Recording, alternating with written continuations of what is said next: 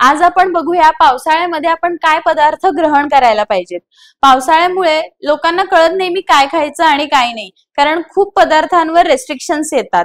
पावसाळ्यामध्ये तुम्ही हळद ह्याचा तुमच्या डाएट मध्ये समावेश करा, कारण हळद हे एक नॅचरल अँटीबायोटिक आहे। मग हळदीचा वापर तुम्ही तुमच्या भाज्यांमध्ये, सूप मध्ये, वरणामध्येही करू शकता। त्याचप्रमाणे रात्री झोपताना किंवा सकाळी उठल्यावर तुम्ही हळदीचे दूधही घेऊ शकता।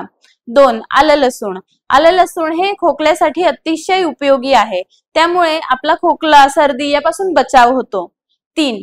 भाज्यांचे सूप किंवा वरणाचं पाणी किंवा डाळींचे सूपही म्हणू शकता, याचा तुम्ही आहारामध्ये समावेश करू शकता, त्यामुळे आपल्या बॉडीला हीट मिळते आणि एनर्जी मिळते। आणि 4. सगळ्यात महत्त्वाचं, वेलीवरच्या भाज्या खा। पालेभाज्या तुम्ही टाळल्या तरी चालतील, कारण पावसाळ्यामध्ये पालेभाज्यांवर खूप जंतू असतात, त्याच्यामुळे खूप लोक आधीच अवॉइड करतात।